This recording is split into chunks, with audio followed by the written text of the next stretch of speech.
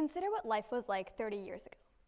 The world was an incredibly different place, but unfortunately, that is the world that patients with pancreatic cancer still live in today. According to the American Cancer Society, mortality rates for patients with pancreatic cancer have barely improved in the past 30 years. For PDAC, one of the most aggressive forms of pancreatic cancer, statistics are shocking. The 5-year survival rate is a dismally low 12%. But why is this the case? Why, despite incredible inventions in imaging technology, surgical techniques, and a general understanding of cancer, do we fail to improve patient outcomes for those diagnosed with the most aggressive forms? It's because we've only recently started to jump onto the field of precision medicine, tailoring treatment to individual characteristics. Precision medicine really means recognizing one key fact. Cancer is caused by genetic mutations, meaning that even though multiple patients may be diagnosed with the same form of cancer, the underlying molecular causes of this cancer may be vastly different. It's therefore unrealistic to expect the same treatment to work for all cases. In an alternative line of thinking, we should first identify the molecular changes associated with the patient's cancer, and then prescribe a therapy that targets those specific changes. And while this sounds like an obvious approach, there's a bit of a disconnect in modern medicine. We've made leaps and bounds in diagnosing cancer, and we've also made a lot of progress in creating new therapeutics. However, we have not significantly sped up the process of obtaining information about the tumor itself and its variable traits.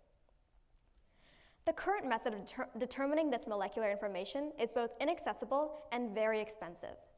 The process includes whole genome sequencing and RNA expression analysis, tests that can take upwards of several weeks to perform. Trained pathologists must further examine the slides, which may need to go under several rounds of revision only to be misidentified. The process is too slow in the context of cancer and currently not even viable to tackle the most aggressive forms. For patients diagnosed with PDAC, for example, the mean survival time is 1 year. That means that every day counts towards increasing the chances of their survival. We can do better, and this is where artificial intelligence comes in. Artificial intelligence, or AI, is all about presenting established data to a computer to help it make inferences when then presented with new data. It works relatively simply. First, create a template called a model, which is a sort of technique that the computer will use to approach the data. Then feed it training data, which acts like an answer key. It's usually a huge data set of images containing pairs of inputs and human acceptable outputs. Take a look at this example here. In this training data set named CIFAR10, we have images of different objects and their corresponding names. What the AI does here is uses the model's defined approach to find a correlation between the input and the output that can then be cross-applied in the third step, testing. Here, you can submit a dataset into the trained model that only contains inputs, and because the algorithm has now established a correlation between inputs and outputs, it can predict the output of an unknown entry without being provided an answer. After being trained on hundreds of photos, the AI will now be able to identify characteristics of a presented object, for example, the ears, nose, and feet, to determine what the photo is of. The main takeaway here is that AI is exceedingly good at solving pattern-based visual identification problems. For example, artificial intelligence algorithms have diagnosed cancer from MRI scans with a higher accuracy than human radiologists, and robotic surgery has reduced patient complications by over 20%. Knowing the scope and power of artificial intelligence and its pattern-finding capabilities, what if we could use this technology to take information that doctors are already collecting, say a pancreatic biopsy scan, and predict a tumor's molecular information from that image? A biopsy scan is a sample of tissue from the tumor. So essentially, by looking at the image on the left, you could generate a report such as the one on the right. When I first proposed this concept to a pathologist at Mayo Clinic, the reaction I got was this: if you could write a program to do that, it would be an incredible step in the treatment of cancer, but it seems impossible. I can't identify molecular changes like that with over 20 years of experience in the field.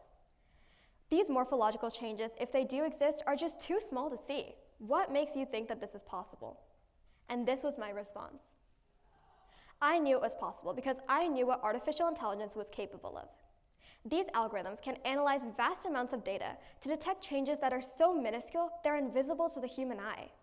They can recognize multiple patterns over multiple seemingly unrelated data inputs that we cannot even comprehend. But first, the main ingredient of an artificial intelligence algorithm is data. Let's say you're studying for a test. If you had access to more information, you have more information to learn, which means you can make more accurate guesses in the future on your exam. The same principle applies to an artificial intelligence algorithm. So for this project, I gathered over 2,500 high-quality pancreatic biopsy slides, and you can see some of the examples up here. And I realized that the problem of predicting tumor molecular information can really be broken down into two separate tasks. First, in order to predict information about a cancer, you need to know where the cancer is in that image. This is called a semantic segmentation approach to understanding the image on a pixel-wise level. Since pathologists are trained to recognize these different tissues in a biopsy image, they're able to label the image. But since we don't have a pathologist here, the information can be processed using a special neural network called a fully convolutional network, and it returns an output labeling each pixel in the original image. You can see here that the green color represents the cellular tumor region where the cancer cells are the most dense. After identifying the regions where the density of the cancer cell is the highest, the next step is to actually analyze and predict the molecular markers. The second problem is a classic categorization problem. We're sorting images into different categories corresponding to the different molecular characteristics, similar to what we did in the CIFAR dataset. By taking an artificial intelligence approach, this inference can be completed in just 5 seconds at no additional cost. And just to show you how powerful an algorithm like this could be, here is a diagram showing patches of PDAC cells sorted into their molecular categories. And as you can see, they look wildly different. But an algorithm was able to find some unifying characteristic for each group. And this is just the beginning of work in the field of AI accelerating precision medicine. There is so much value in all of the medical information that we have amassed over the past few years.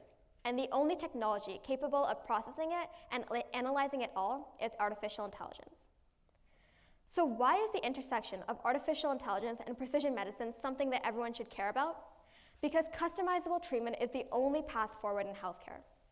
Just like an ice pack won't solve all forms of pain, it's outdated to believe that the same treatment can cure all forms of cancer. So how does AI enable us to ease cancer's impossible burdens? Well, the answer is twofold: accessibility and efficiency. And this is what makes AI so special. All you need to implement an artificial intelligence algorithm is a computer. It acts as a democratizing force in the field of precision medicine, making cutting-edge treatment available to all. However, this project is in no way a complete solution. First, it's exceedingly hard to access the pancreas itself. It's a deep-seated organ that lives in the back of the abdomen, surrounded by critical structures. This is similar to the process of getting a brain biopsy or a lung biopsy. While biopsies can reveal critical information about the tumor itself, the surgery to retrieve them can be exceedingly risky. Nonetheless, the world of non-invasive diagnosis is creating a huge space for AI involvement. Consider cardiovascular diseases. Traditionally diagnosed using invasive procedures, AI can now enhance the analysis of coronary CT angiography, providing accurate 3D heart models and identifying potential issues. This kind of AI integration not only lightens the diagnostic burden for patients, but also empowers healthcare professionals with precise, timely information for more improved clinical decision-making. This synergistic union of AI and non-invasive diagnostics represents the thrilling future for healthcare. Yet, if we journey beyond the confines of cancer research, we find a vast landscape of healthcare ready to be revolutionized by AI. Imagine a future where AI helps detect early signs of Alzheimer's from subtle speech patterns, or predicts heart disease risk from complex lifestyle data. Consider telemedicine becoming more efficient and accessible, with AI providing real-time diagnostics, democratizing world-class healthcare.